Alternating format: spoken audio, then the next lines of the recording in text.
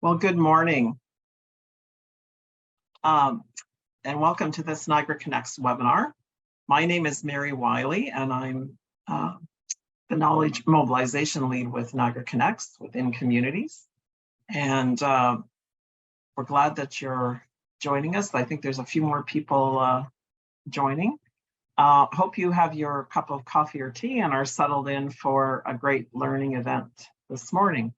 So with us today, we have Dr. Liette Vasseur from Brock University, Joanne Krick from the Niagara Community Foundation, and the three of us will be presenting and then helping to support our success with this webinar today are Lisa Putman from Communities, part of the Niagara Connects team, and Rachel Gilmore, who's also part of the Niagara Connects team. So they'll be working in the background to help us have a really great learning event. So if we go to the next slide, we have an agenda. So Lisa, if you could advance that. So we're going to start with a land acknowledgement. And then our whole goal is to learn together about the Sustainable Development Goals in the Canadian context and the ways that the goals, the work of the goals can inform action planning in Niagara. And of course, this ties in really well with the great framework that our community has built over the course of the last 15 years called the Living in Niagara Sectors and the Living in Niagara Report and our knowledge exchange framework. So Liette will speak about the Sustainable Development Goals. She's very well equipped to do that. She's a UNESCO chair on community sustainability. And Joanne will talk about how community foundations in Canada and here in Niagara are furthering the work of the Sustainable Development Goals. And then I'll talk a little bit about bringing that into the context of our Living in Niagara Sectors. We will have a questions and answers period toward the end. We're also going to pause as appropriate throughout. And Rachel has put a message in the chat pod for you to share your questions there if you have them. And then we'll talk about wrap up and next steps. So if you sit back, we'll work together for about the next 50 minutes or so and see where we're at for timing. All right, so next slide. And this is the land acknowledgement.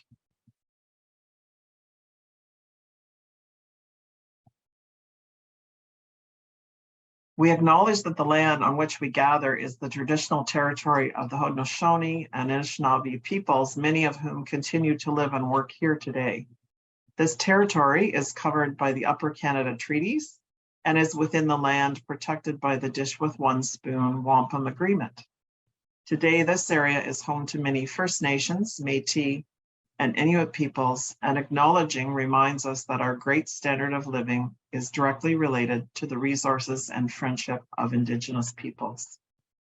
So next slide, please, Lisa. So just a little bit of upfront context. As many of you may know, and some of you are gathering to learn, Niagara Connects is a knowledge sharing and exchange network.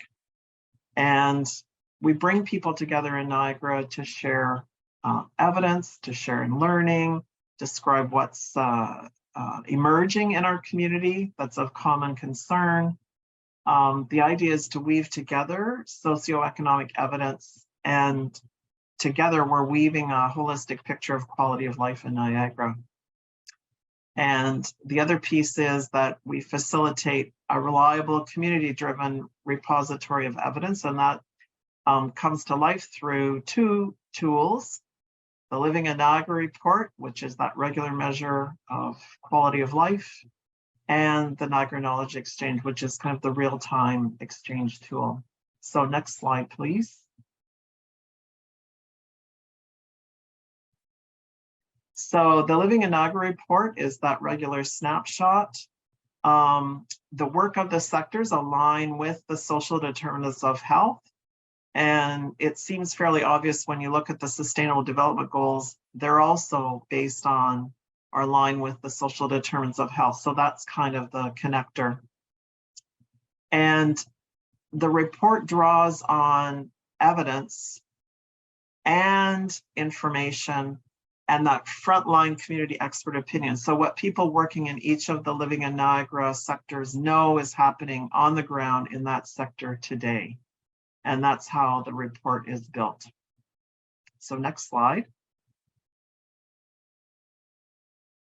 And we know from polling that we've done and just from anecdotal evidence, what people have told us, that people use the Living in Niagara report to support their success. And there's a range of people and organizations using the information, both in the for-profit and not-for-profit sectors in Niagara. So it helps people to see what's emerging in the Niagara context. It helps them to fast-track environmental scanning so they can inform their priority setting and decision making. We know that educators and researchers use the report, and it helps people to bring resources to Niagara, whether it's funding or other investment of resources, and perhaps most importantly, to strengthen partnerships. And again, this aligns with, you'll see when we get to goal number 17, it's all about partnerships to support the Sustainable Development Goals. So that's another nice tie-in. Next slide. So in 2023, Niagara Connects is working with the community and of course with the Community Foundation to gather interested community partners to examine that alignment between the Living in Niagara work and the Sustainable Development Goals, and to build capacity to advance the Sustainable Development Goals in the work of the community. So that's what we're here to talk about today. So we have a poll now, and we just like to this is to get a bit of an idea. Are you aware of the Sustainable Development Goals? And Lisa's going to activate the poll. You have 3 options: very aware, somewhat aware, not very aware, and you'd like to learn more. So, and the poll is anonymous. So if you take a minute to complete it, then we'll share the results.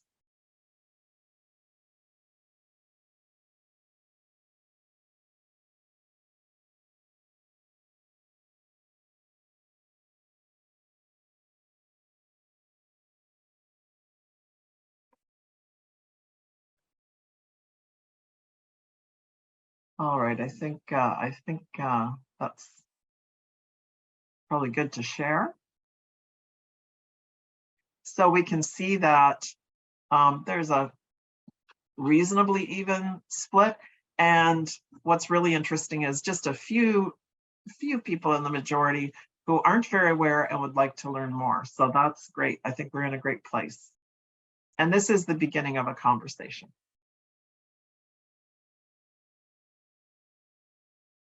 All right, so I think we can move on.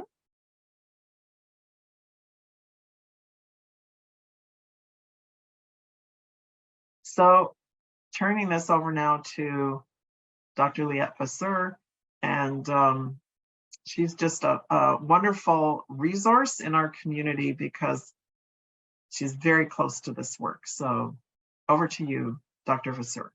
Yeah, thank you very much, Mary. So yeah, I will be presenting a little bit of the introduction to the Sustainable Development Goals.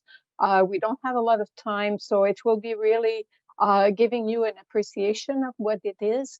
But you'll see gradually that we're thinking about additional webinar to be able to go more in depth in all of them, because there are 17 of them. So it's quite a lot. Next, please. So the first thing I think it's important to put is the definition of sustainable development. It's sometime there, but it becomes very complicated for many people. So when we look at sustainable development, we're looking at meeting the needs of today without compromising the needs for the future generation to be able to meet their own needs. And that when we talk about needs, what we're talking is that all species on Earth will need minimum water, food, and shelter. For humans, however, we have also education, healthcare, and peace. So when you look at the Sustainable Development Goals, they are connecting all these together. So it's a question also that we have to remember that economic development plus consumption plus population growth is putting a lot of pressure on all these needs that we have. So this is what is important to understand. Next slide, please. So what happened is probably we can even start a little bit earlier in terms of 1972, when we had the first United Nations Conference on the Human Environment. This is where we had the Brundtland Declaration that led to the creation, for example, of the United Nations Environmental Programme. But from there, it kind of built up on many aspects. And you have to remember in the 70s, this is when we have the creation of Environment Canada for us in Canada. In the US, it was the EPA, so the Environmental Protection Agency. And all this brought Brundtland to prepare this report that is called Our Common Future in 1987. In which the term sustainable development became important. It led to gradually the 1992 Rio Summit in Brazil, where we have three major conventions that were put forward. So the one on climate change, the one on biodiversity, and the one on desertification. At the same time, there was a will to develop what will become the real move towards sustainable development goals, which are finally adopted and activated in 2000, which are the Millennium Development Goals. So often we talk about the MDGs at that point. What happened is that by 2013-14, when it was time to report, it was a little bit complicated. They realized, well, we're not achieving exactly what we were supposed to. And this is where the environment got a little bit more important as well. So by 2015, we got the what we call the 2030 Agenda and the Sustainable Development Goals. Next, please. So when we look at the 2000 Millennium Development Goal, it's important to understand first that it was only for developing countries, because we knew that there was a very important disparity between developed countries and developing countries. So wanted to bring back, if we want, the equilibrium here and the equality between countries. So it was mainly centered on the socioeconomic aspects, so the human component. Next. And what you can see here, there were 8 goals, and they all centered related to the human component. That is gender, poverty, child mortality, maternal health. There was a little bit of the ensure environmental sustainability, but it was not really well defined. And the Partnership for Development means that developed countries were supposed to help developing countries. Next slide. So what happened is when we moved to gradually 2015, realizing that we didn't achieve a lot, in part because only half of the planet pretty much was working on the Sustainable Development Goals at the time, the Millennium Development Goals. At the Rio +20, so this is when the Rio Convention was, the Rio Summit was reincarnated, if you want, it realized that we needed to move further. And this is where the Common Future came, and at that point, developing the Sustainable Development Goals. These are the ones that we're currently activated for. They are good until 2030, but this is really the minimum, especially when we look at what's happening with the other conventions that we're looking, in fact, more towards 2050 as well. Next, please. One of the big factors to understand with the 17 goals that we now have with the Sustainable Development Goals is that all countries have a role to play. all countries have to deal with all these goals. However, it's important to know that each country will develop their own agenda related to these goals. So they are different from Canada to the US to South Africa, for example. We don't necessarily have the same priorities. We don't have the same targets because each goal, it's simple, no poverty means probably a lot, but they are very specific targets. And these targets are the one that countries can decide which one they want to emphasize and also how they want to change a little bit some of them to make sure that they satisfy to what they are needing. So if we go next. So the main thing that is different also with the MDGs and the SDGs is the fact that the 2030 Agenda for Sustainable Development is based not only on the three pillars. When we talk about sustainable development, we have three pillars: the environment, the social, and the economic. Fortunately, sometimes people are thinking only economic, but the social and environment are super important. When we look at the 2030 Agenda, in fact, there are 5 P's that were added. So 5 components: people, planet, partnership, which becomes a lot more important, peace, and prosperity. So it's a little bit different than just looking at the 3 pillars separately, but they are really connected in terms of what they mean. And I'll show how they are really connected. Next slide. So they are interconnected SDGs, and we usually start with the basics. So that means we need first the environment. If we don't have water, if we don't tackle climate change, if we don't look at the sustainable use of our resources, that it's in the ocean, water, inland fresh water, or protection or terrestrial ecosystem, we cannot meet the other goals. So for example, if we have too many droughts, for example, because of climate change, and we don't have agriculture, but we'll never be able to achieve goal 2 on food security. So this is the basics. So all the other goals are really based on these 4 first goals. And we need all of them to achieve all the sustainable development goals. Next slide, please. There's the famous donut from Joanne Rockstrom that is, and Carl Folks, that are very important, that has been published and republished many times, showing exactly the same thing in terms of the biosphere is the first part. If that is not healthy, we cannot have a healthy society. And if we don't have a healthy society, we cannot have a healthy economy.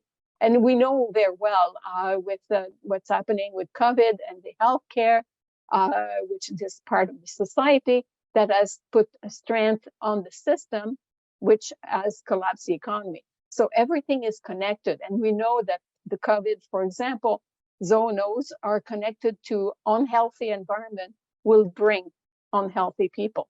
So these are all connected in a very, very specific way. Next, please. So I just want to present very quickly the first 2 goals so that you can see a little bit, have an appreciation of what's happening. So the first one is no poverty. Next. And what it means is end poverty in all its form everywhere.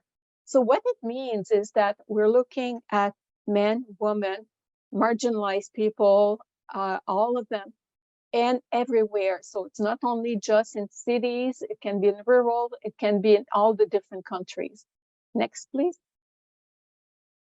So as I said, we have, and if you go to the SDG website from the United Nations, you'll see that they have very good infographic like you have here on this page, showing the what it means and how the situation is moving. Unfortunately, with COVID, unfortunately, 4 years of progress have been pretty much erased right now. So that's a big thing. And the big part is because of the rising inflation, the impact of the Ukraine war, and that it's every country that has been impacted by that. But what is important to know is disaster-related deaths also rose 6 times. And this is in part due to the pandemic, but in part due to climate change. So there, you can see the interconnection between all these things related to end poverty. Now, as I said, each country will decide on their own indicators and their own priority. So target 1 of the SDG talk about poverty. People will be at that is defined as $1.25 US. So in Canada, we have $1.90 per day as the head count ratio. The goal is to have 0%, and this is by 2030. Now, at this point, we have 0.23% of the population that is under this $1.90 per day. So it means that these people are mostly homeless and probably are suffering quite a lot at this point. When we look at the second level of what we call the basic income, this is when we call the poverty head count ratio at $3.90. Again, we're supposed to have a goal of 0% by 2030. At this point, we have the 0.3 that are still under this level. So we have to make sure that we understand what it means there. And we need to do efforts how to change that, especially considering the inflation, etc. Finally, the next, and these two, I should say, are put on green because we are doing improvement. Even if it's slow, we are doing improvement. However, when we look at poverty rate after taxes and transfers, so this is when the net, what we have left when we are working, the goal is 6.1%. Right now, we have 11.6%, and unfortunately, this one has not changed too much. If not, it probably even will increase, especially if we have a recession. So this is one that we still have more hard time to work with. Next, please. So if we look at goal number 2, goal number 2 is end hunger. It's mainly related to achieving food security, improve nutrition, and also promote sustainable agriculture. That's very important. As I said, everything is connected. So this is why if we don't have good agriculture, we'll have, deteriorating environment, and gradually we cannot improve nutrition and food security. If we look at currently what's happening, and these are just a few of them, but the millions more are living in hunger. If you look at the number in 2015, we had 784 million. It's now up to 821 million in 2017. This is not including what happened with the conflict, the COVID-19, the climate change, and the growing inequality, which are in fact leading that 1 on 10 people worldwide are suffering from hunger. And nearly 1 on 3 people lack regular access to food. So, and this was in 2020. At the beginning, I work in Senegal and Burkina Faso with a project for food security in rural communities. And I should say that it was a real disaster. We're talking famine during the COVID, especially because of the restriction. That really led to a collapse, in fact, of all the trade and the market for food, leading to hunger for many communities. Next, please. So in Canada, when we look at goal number 2, we have different indicators that are completely different probably than another country. And it's important to understand all of these are working at the country level. In our case, I should also explain that Statistic Canada has the office that is taking care of doing all these reporting, because these reporting has to be done on a regular basis. So if you see here, for example, prevalence of undernourishment, we still have 2.5% in 2019. It's still better than what we had before when we started in 2015 to look at the numbers. If we look at stunting and wasting, again, we're doing better than what we used to. This is why we have a arrow green showing that we're doing good. However, the prevalence of obesity, and that was in 2016, we are 29.4%. We know that with COVID, that has increased. So in fact, we're doing worse on this level. The human traffic level is what we call the diet. And this is traffic level means meat, for example, higher than vegetables and all that. This is why we have a new food guide, the Canadian food guide. And in 2017, we were kind of not moving too much with 2.4 on the scale of 2 to 3. 2 to 3 is the worst. So, 3 being the worst, we have to think about it. Cereal, we're doing better. But when we look at the Sustainable Nitrogen Management Index, we are still declining right now. We're not bad, but we're declining. So that means we're using more and more fertilizer, synthetic fertilizer, which are contaminating our environment, for example. And the other two, we don't currently have enough data to make the change, if they are changing or not. We just have numbers for now, but that will come when we have a new report. Next, please. So just in summary, learning how Canada contributes to the SDGs is very important to understand that. And it's also important to know how communities and individuals are contributing to the SDGs. And this is important to see that it's complex, it's all interrelated, but it's part of all the different components of our life and how our lifestyle may influence a lot of these contributions. So we need to understand also what are these indicators in the Niagara. Do we have a good understanding of what I've been talking about in terms of these indicators for Canada, but for the region?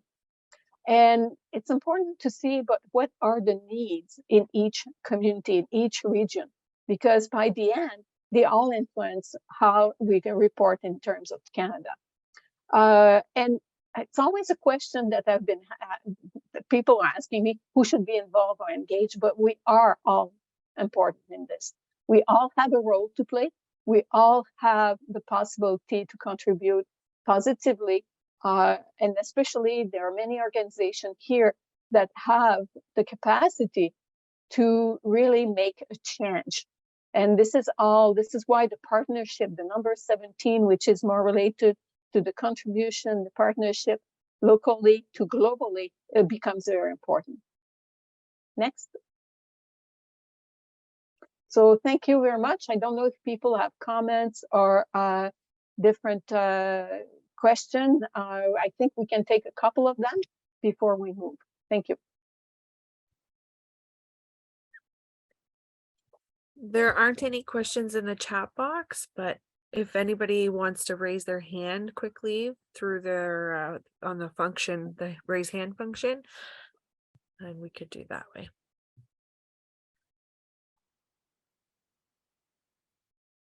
Everybody, I think, is processing all that great information.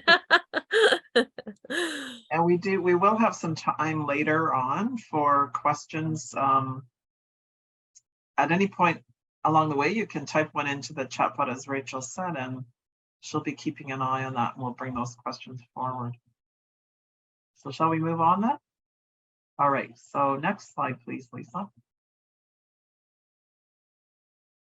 So now Joanne Krick, from who many of us know from the Niagara Community Foundation, will present. Welcome, Joanne. Good morning. Thank you very much. For those of you I haven't met, my name is Joanne Krick. I'm Director of Grants and Community Initiatives here at the Niagara Community Foundation. I'm only speaking very, very briefly for a couple minutes this morning. So those of you who don't know us, the Niagara Community Foundation, we've been around since 2000. To date, we have over $75 million in assets, and we've granted more than 18 million to charities across Niagara. Our community foundation is quite fortunate. We are able to grant across sectors here in Niagara, whether it be arts, culture, food security, environment, heritage, sports, recreation, etc. A little bit about our relationship with Niagara Connects. So we have supported Niagara Connects since its inception, and we have helped produce and used the Living in Niagara report since 2008.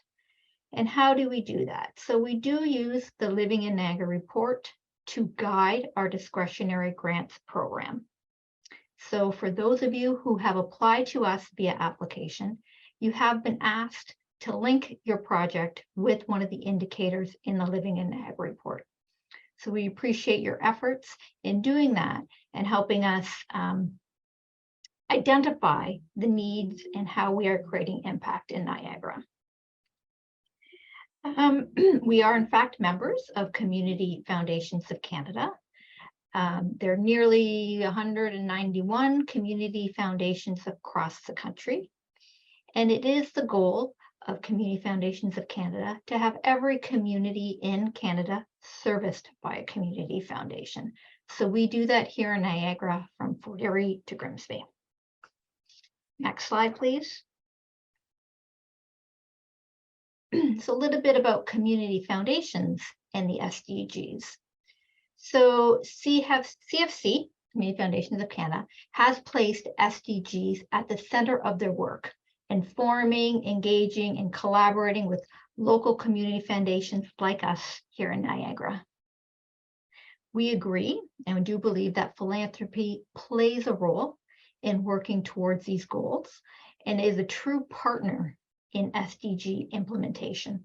So we are working with donors across sectors wanting to support a variety of initiatives, and we're able to give them, if requested, areas of greatest need. CFC, through local community foundations, have the ability to focus on local level action and partnership for these goals. So we are, so fortunate to have a national resource to help us create change and impact locally. And we are very fortunate that CFC has encouraged and provided resources to all community foundations on how to conceptualize how the goals and the agenda is relevant at the local level. So we appreciate what they've done. And I should mention, we are really in the early stages of learning about the SDGs and how they can work with community foundations. Next slide. So yeah, I just want to mention again that, next steps, we are learning with you, our community, about the SDGs. CFC provided a toolkit for all community foundations and some reasonable first steps that we are undertaking. We're learning, right? We're having conversations. We're participating in this webinar today. Later on, Mary will provide some great examples of, some linkages with SDGs and the Living in Niagara report. But we really just want to start this conversation, learn as we go. Some, obvious next steps for those of you looking to apply to the 2023 grants program here at the Niagara Community Foundation, whether that be our mini grants program, our community grants program, or our David S. Howe's Fund grant program, you will be specifically asked to identify which SDG best aligns with your work. So this is to the best of your ability, and if possible, you'll be asked to identify a maximum of 3. And at this point, we really want to gather that information while we dive deeper into next steps. You may have seen this before. So the Niagara Community Foundation and Community Foundations of Canada have partnered with the federal government on a variety of federal granting programs in the past, more specifically recently around COVID-19 supports. So whether if you applied to our investment readiness program, you were asked to identify which SDG best aligns with your work. For those of you, and I do want to plug this this application is a Community Services Recovery Fund. If you are applying or have applied, again, you're being asked to link your work with the SDGs to the best of your ability to a maximum of 3. And I do want to mention that this Community Services Recovery Fund application is due February 21.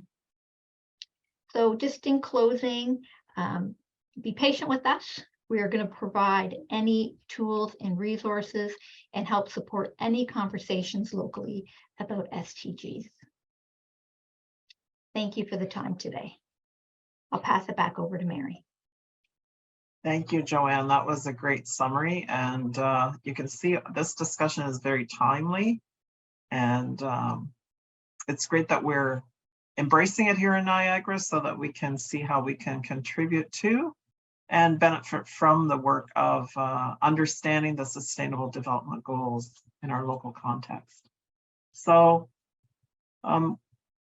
and if you have questions for Joanne or Liette or myself, again, just don't be afraid to put those in the chat and or save them till the end, and we'll have a little conversation. And we hope you do have some questions or thoughts that you would share with us, because we're all learning together.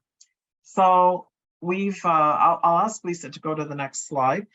Niagara Connects, we've taken a really close look at how the Living in Niagara sectors and all the work that Niagara Connects facilitates on behalf of the Niagara-wide community. Remember that our work is driven by the community from the ground up. There's nothing top down at all about our work. It's all from the ground up. So there's no funder sort of telling the community what to do together, no level of government telling the community what to do together. It's about the community coming together to look at the evidence and the common issues that we're all interested in, and then gathering evidence to inform our thinking and our conversation and what the community would like to do next. So one of the things to reflect upon is the most recent Living in Niagara report was released in May of 2021. It was the Living in Niagara 2020 report. We had to take a little extra time to prepare that version of the report because of all the events that happened in 2020. So it's really helpful, I think, to reflect on there's 10 overall opportunities suggested for action out of the report. And if you look at them, they really point to where the SDGs are at or where they're heading, et cetera. So it just shows us that we've gathered a lot of preliminary data, if you will, or information, knowledge to inform our thinking about how the Sustainable Development Goals are playing out and can be perhaps Canada's response can be strengthened by our work here in Niagara. So number 1, equity links to prosperity. There's so much about equity across the goals. Digital skills and access to technology. That's so important for people to be able to participate in the community, in the economy. Growth being balanced with inclusion. Again, you can see how this all aligns with the themes of the goals. The idea that community building is essential to stabilize and keep strengthening our community. Connectedness and social inclusion as cornerstones of well-being. This all makes sense and it does align. So the next 5 on the next slide, the topic of feelings of loss or just change, and then the uncertainty that has come with that, maybe some connections that were lost and new ones being formed, and then this idea of milestones in the life of individuals and families and communities. It's just a big change as we've gone through. And then the importance of keeping track as a community of what's emerging and its impact. So again, a real sense that it's really important to keep doing this community-driven work to see where we're at in terms of quality of life and our decision-making around that. And then opportunities arising from the experience we've gone through in the last 3 years. lessons learned, how can we turn those around to a positive and again, strengthen our quality of life in Niagara going forward. And related to that, celebrating Niagara's strengths was seen as really important. And for example, creating the conditions for hard-hit businesses to stabilize. And one thing we've learned over the years of doing this work with Niagara Connects with the community is that nonprofit organizations are businesses as well as our institutions, because we all have a bottom line aspect to our work. And then last but certainly not least, and these, the 1 to 10 is not a ranking, it's just a list of 10 with no weighting. Mental wellness for all ages has come out in every Living in Niagara report, as has the need for, the related need for housing for all. So again, imperative forefront priority, and that's no surprise. So let's go on to the next slide. So what we've done is, this is a very preliminary take, these next few slides, with how the UN Sustainable Development Goals relate to the Living in Niagara sectors. Now, you could say that every goal relates to every sector and vice versa. And what we've done here, we're just showing which of the sectors we think most readily align with these goals.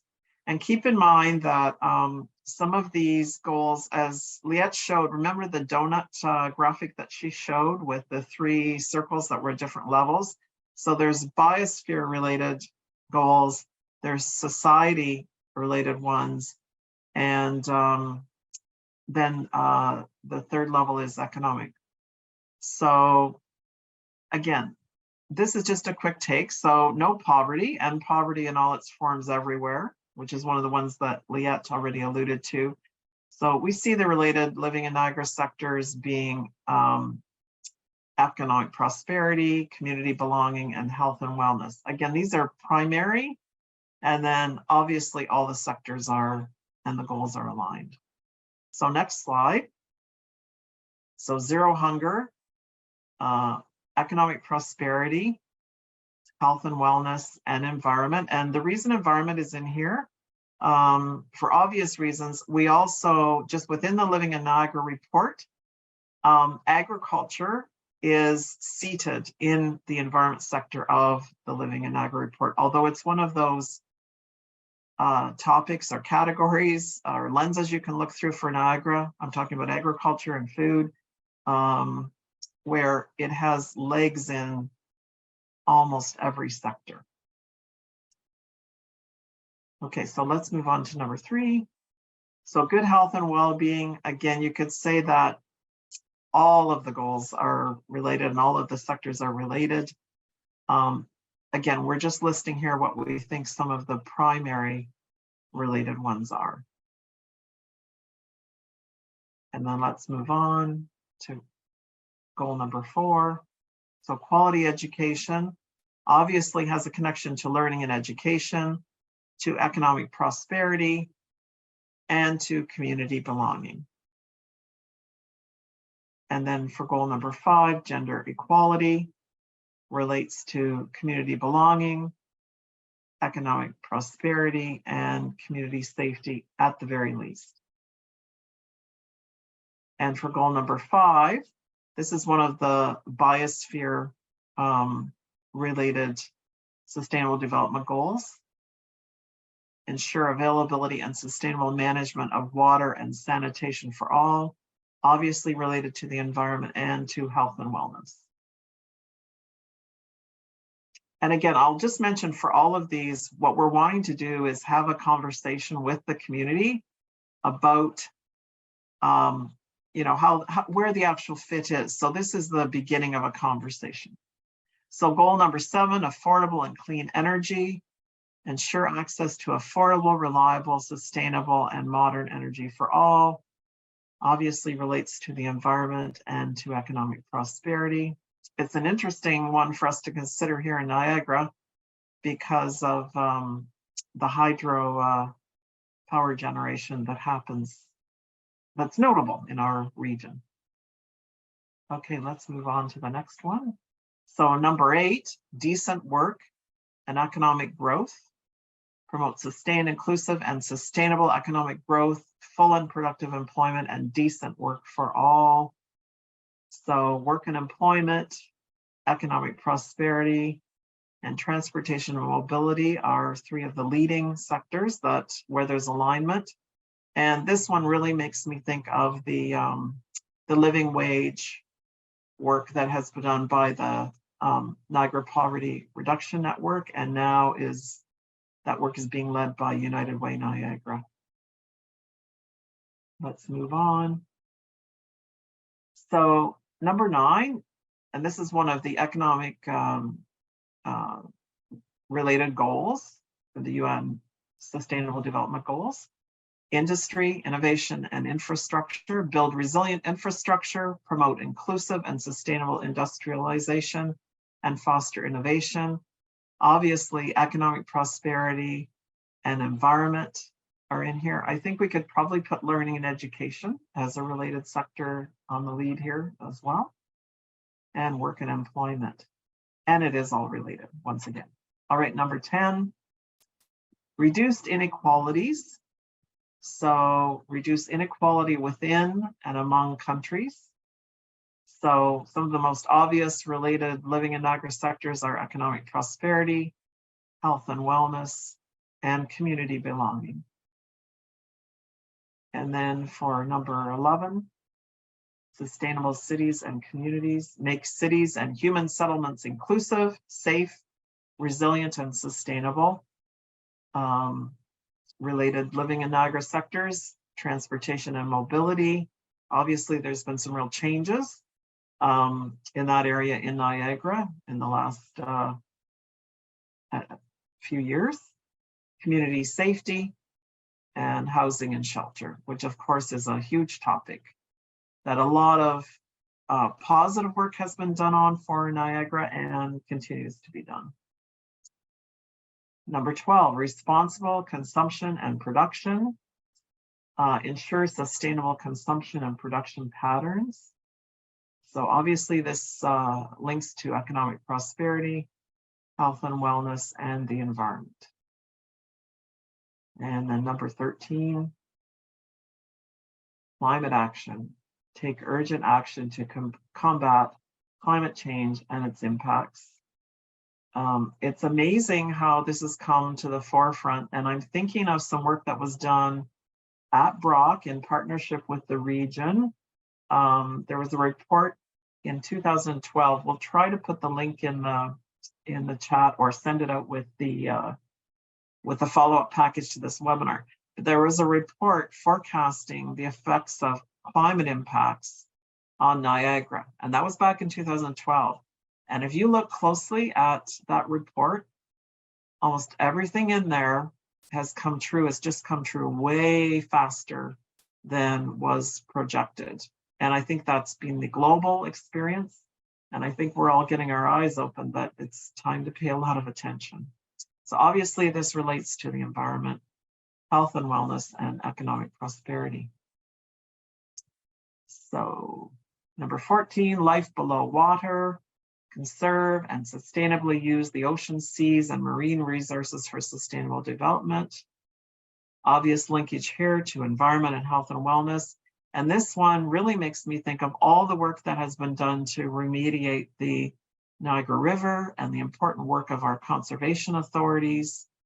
It all is so important to making sure we have a healthy community. On to number 15, life on land. And again, just a reminder that the environment sector of the Living in Niagara report sort of has as indicators land, air, water, and it does include agriculture and food. So protect, restore, and promote sustainable use of terrestrial ecosystems, sustainably manage forests, combat desertification, not desert, but deserts, and halt and reverse land degradation and halt biodiversity loss. By the way, this links to recreation and sports because we saw with the pandemic how important it is for people to have access to green spaces, and to be able to connect with nature. There's a linkage there to health and wellness for our mental wellness as well, obviously. Okay, let's go on to the number 16. We're almost there. Peace, justice, and strong institutions. Promote peaceful and inclusive societies for sustainable development. Provide access to justice for all and build effective, accountable, and inclusive institutions at all levels. So related sectors: community belonging, community safety, arts, culture, and heritage. And obviously all of the sectors are related to this one as well. So in community belonging, we talk about in the Living in Niagara report, voter turnout rates, for example. So that's one of the measures. All right, so number 17, that's okay, Lisa. Your timing was okay there, moving the slides. Partnerships for the goals. This one actually refers, I think, to partnerships maybe at a little higher level than our local community in many senses. So it's about large players getting just as involved as our small local players in strengthening the means of implementation and revitalize the global partnership for sustainable development. But if we look at the word partnerships, there's been so much work done on that in Niagara. I'm thinking of another link we can send out, or resource we could send out with the follow-up package. There was some work that we did in collaboration with, it was related to the mental health and addictions charter work that Niagara Connects was facilitating at the time. And we worked with United Ways in Niagara at the time, and had a true partnerships training session. And it defined what true partnerships are in the Niagara context. We should maybe bring that back to the forefront. And then you can see there's so many networks in Niagara that are doing very great work. This is just a small listing of the networks. And this is so important to build these relationships, have these conversations. And this does help at our local level to advance the spirit of the Sustainable Development Goals. So again, we've got a lot of assets already in place. And now really we're at a stage where we want to work with the community to help sort of take an inventory of the assets we've got that feed up into the goals, and keep promoting this work through this wonderful framework, which is called the Living in Niagara sectors. All righty, so just a little reminder where you can access the Living in Niagara report. And if anyone needs any help in accessing the information, please reach out as either a team in your group to us, because we'd love to help you unlock that information to help you to support your success. So there's several different versions. Remember, when you're looking at the Living in Niagara report, to look at the technical documents if you want to find the pathways to where the evidence was accessed. It is a bit of a snapshot in time, and you could easily use those pathways to find updated versions of the evidence. And then if you want to receive regular e-blasts from Niagara Connects and invitations to events like this learning event, make sure you're in the database, the Niagara Connects database. And there's the link. I think Rachel's going to put the link in the chat pod as well. All right, so let's move on. And we'd like to ask you to think about in which of the Sustainable Development Goals are you most interested. And we're going to have a follow-up, a very quick evaluation survey that we'll send out after this webinar. And we'll ask you to indicate which of the SDGs, maybe you're interested in all of them, but maybe there's some specific ones that you'd like to be part of a conversation about. And we'll move on.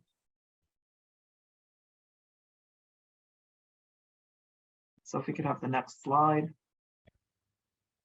So we have a poll, and we're asking you, did today's presentations increase your understanding of what the Sustainable Development Goals are all about?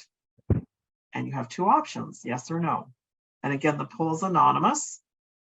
And if you take a minute to respond, then we'll share the results.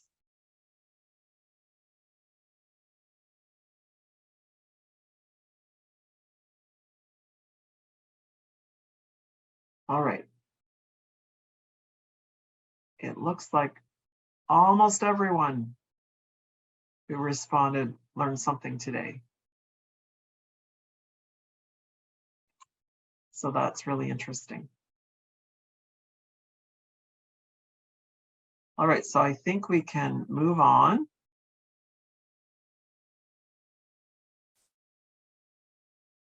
So I will hand it over to Rachel to see if there are questions in the and comments in the chat pod. Yeah, there's one in the chat, but I'll start first with Mosin has been patiently waiting to ask a question, so go ahead. Yeah, thank you for today's seminar, and this is a great initiative. My name is Mosin Ghazali. I'm the Accreditation and Quality Assurance Manager for the Goodman School of Business. I think we still have a long way to go, and I think we still need more coordination and cooperation among the entities of the government of Canada to manage resources. For example, if the immigration or IRCC is doing a project to fund refugees in different locations, and there is so much waste of meals on a daily basis, that's a waste, and this is not supporting the Millennium or Sustainable Development Goals. I've had the pleasure to work with United Nations Development Project for a long time overseas, and they still, even though the United Nations, they are calling for sustainable development, they still need to work on their own budget management and resources. When a project needs 70 to 75% to support office operation and personnel, and while only 25% of that project contributed to the main function of these goals, this is not balanced. When there is a gap between local and expatriates, big gap, this is not supporting reducing inequality. So I think we still have much to do on at both levels, in Canada and with the United Nations. And I know the professor at Goodman at Brock, with her experience in Africa, she knows what I mean by the gap between local and expatriates. Thank you. Thank you for those comments. I think that's it for questions. Last call, if anybody else has anything they'd like to add. Well, it looks like we're right on time. Look at that. And if you have questions, please fill out the evaluation survey. We'll be sending out a recording of the webinar and a PDF of the slides and some other links. And we are hopeful that you'll want to come back and continue the conversation. Thank you.